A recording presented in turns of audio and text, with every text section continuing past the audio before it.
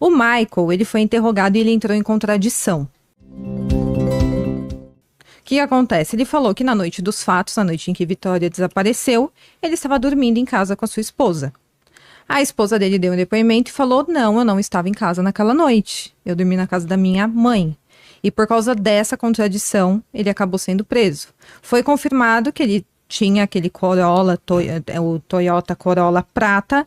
Foi feita a perícia ali no carro e encontraram sangue no porta-malas. E aí precisaria confirmar se era sangue humano, se não era. De quem é. E aí colheram o sangue, aparentemente pelas notícias que eu tive acesso é sangue humano, só que foi enviado para análises. A casa dele também foi periciada e encontraram vestígios de sangue no banheiro. E outra coisa que foi muito falado foi da questão da casa estar muito limpa. Então, de repente, teve uma limpeza ali, depois de talvez um crime. Essa é uma possibilidade. O sangue estava evidente ou não se sabe? Não, eles usam o luminol, né, para encontrar o sangue, porque a casa tinha sido, o luminol. Não é sangue visível. Não, eles jogam o luminol e com isso eles conseguem detectar onde sangue, teve né, mas sangue. Também. Não, é que o Blue Star, que é o que é usado, ele vai pegar o ferro no nosso sangue. Tá? E depois eles vão usar outros reagentes aí para sêmen, urina, fezes, suor, saliva, suco gástrico. Nossa. Que a pessoa vomitou, a gente também deixou. A gente vai deixando digitais biológicos de todas as formas. E por mais que desse cara, né? Sim, e até por isso que eu acho que ele continua preso, né? O Gustavo Vinícius fizeram análise das torres, né, dos celulares através da Herb, né, que emitiu sinal próximo de onde a Vitória desceu na noite dos fatos, do ônibus. Lugar onde emitiu ou não? Não, emitiu sinal na noite dos fatos do celular dele que ele estava ali próximo da Vitória. Perto dela, né? Exatamente, só que ele alegou que na verdade estava com uma mulher na noite dos fatos, estava saindo com uma mulher e por isso até que ela mandou mensagem para o Gustavo Vinícius na noite dos fatos pedindo para ele ir buscá-la, ele próprio confirmou isso. Porém, ele falou que não foi buscar a Vitória, ele avisou que ele meio que desconversou, né? Ele não avisou que não iria, mas ele deu uma desconversada porque ele teria um encontro com outra mulher naquela noite. Ele alega que é perto, não é longe, ele mora perto da Vitória e por isso que talvez o celular dele tenha emitido sinal próximo dela. E aí entra também o Daniel. Não, tudo isso tem defesa, né? Sim, sim, é o que está sendo alegado, né? Para colocar essas pessoas como possíveis suspeitos ali da investigação. Tem outra coisa com o Michael que é o seguinte, o carro dele sempre ficava para fora. Sim. E aí foram conversar com os vizinhos no momento não tava também. Pra fora de casa. Então assim... Ele não guardava na garagem. Ficava para fora. Teve as ferramentas agora que o padrasto dele disse que as ferramentas eram dele, que foram encontradas algumas ferramentas lá que supostamente seriam usadas para fazer alguma coisa.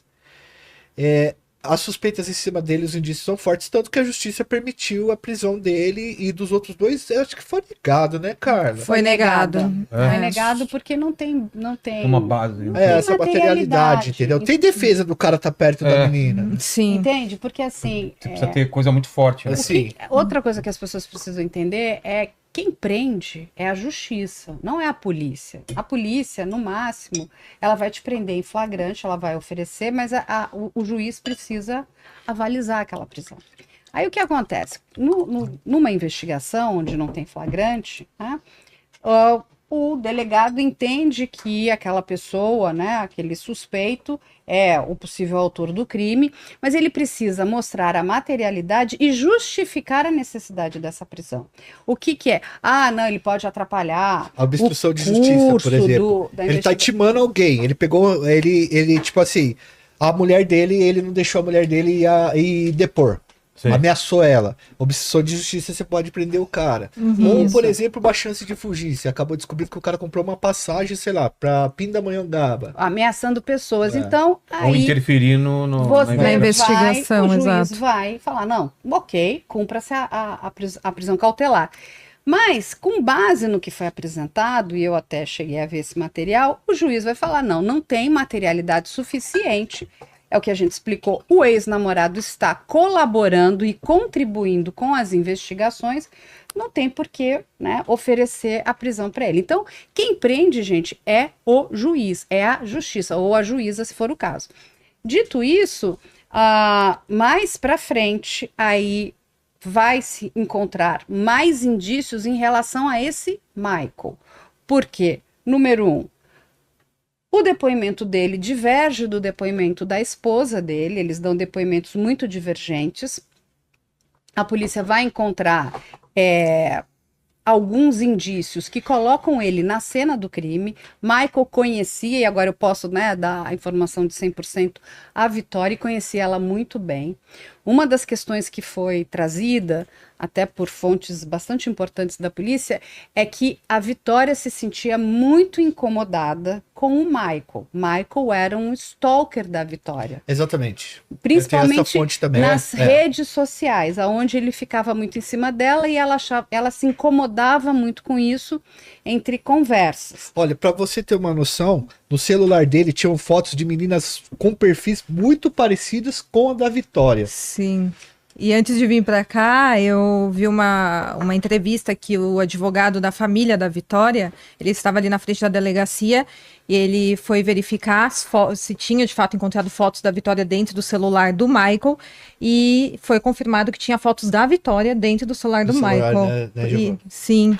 Além disso, eles usaram essa tecnologia de Israel para recuperar dados de todos os celulares do suspeito, dos 3 celulares do Celebrite. Seja deletado. Sim, eles recuperam tudo. Esse programa é absurdo, cara. Caramba. E lá eles recuperaram conversa entre Michael e Gustavo Vinícius, falando ali que o carro falava? tinha sido filmado. Pela matéria que eu vi Ele ali dá umas 4, né?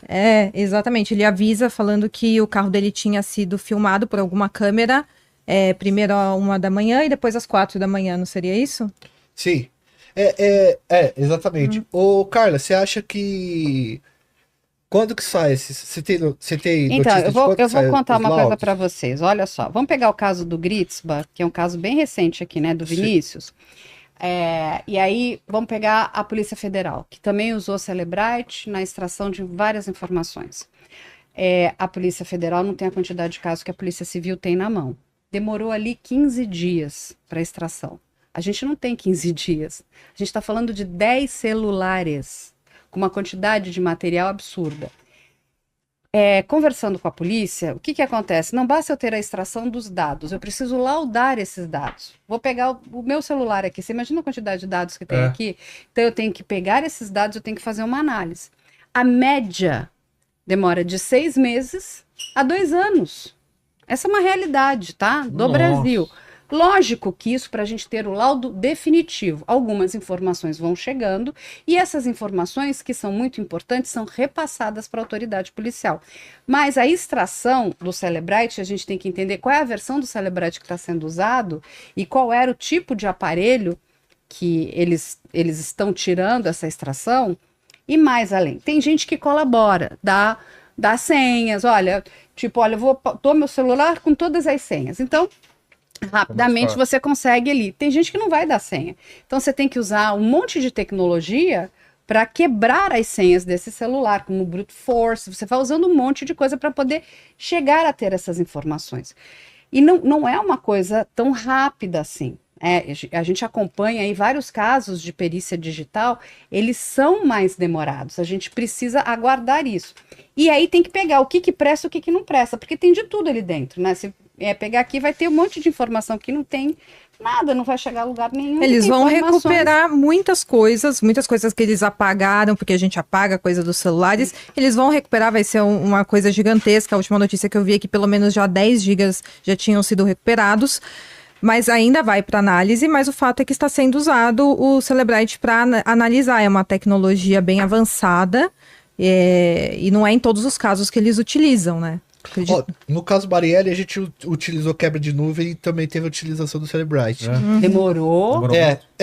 Demorou, assim, o que acontece? Eles conseguiram extrair várias informações de buscas do Rony Lessa. E essas informações, elas foram usadas para o indiciamento dele, mas para o julgamento dele precisou ter esse tempo que a Carla falou de você contextualizar e você interpretar esses dados e fazer esse laudo. Porque eu posso dar um exemplo para você. Um advogado que trabalha com isso, ele pode falar assim, ele estava pesquisando Marguerita e saiu sem querer Marielle. Tá. Isso. Você tá entendendo? Na hora que Pelo bate corretor, errado. né? Que bate É errado. verdade. Quer um exemplo? Aí você tem que provar que não é isso, né? Isso. Ele tava procurando. Isso é o exemplo mais claro. O Rony Lessa chegou um momento que teve uma tese do Ministério Público para entender por que ele teria escolhido a Marielle, teriam escolhido a Marielle para ser executada. É. Só para dar um exemplo para ficar no contexto geral. Então, o Ministério Público chegou a cogitar que poderia ser um crime de ódio. Por ela ser uma mulher negra, ele teria escolhido ela. E aí ele faz várias pesquisas sobre mulheres negras. Sobre racismo, uma série de coisas. E tem uma pesquisa que é a foto da Isa, cantora. No tribunal, ele falou que ele era fã da Isa. E que ele gostava, escutava o som da Isa, a música. O promotor ia pedir pra ele cantar uma música, procurando, mas fez de brincadeira. Mas na verdade a foto da Isa era a foto do carnaval, que a Isa tava com um biquíni. Isso. Então, na verdade, ele procurou. Mas aí tem a arma que ele procurou, por exemplo. Sim. Ele procurou a arma que era a HK-MP5, certo? Mas o Lessa procurava armas todos os dias porque ele gostava muito de arma. Então, vira um jogo de gato e rato porque a defesa sempre tem uma questão para falar sobre aquilo, né? Então, por exemplo, tem o fato dele ter procurado e entrado no perfil da menina. Pô, mas logicamente que eu entrei no perfil dela. Ela é minha amiga, eu fiz a busca ali, coloquei o nome de uma pessoa e eu cliquei nela.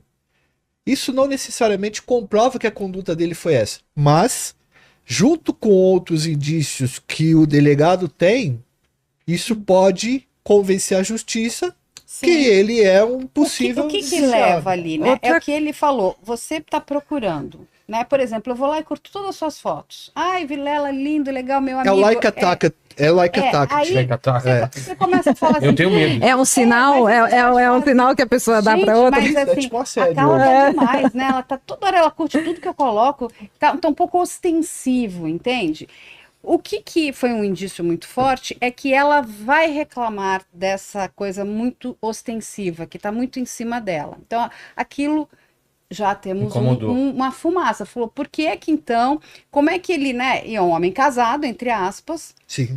né? Parece que, enfim, não é só a Vitória que reclamava, outras mulheres parece que também reclamavam dessa coisa mais ostensiva de ficar curtindo. A Vitória, gente, era uma menina muito bonita. Vamos primeiro deixar isso muito claro? Uma menina jovem, 17 anos, uma menina linda, cheia de vida, como toda garota.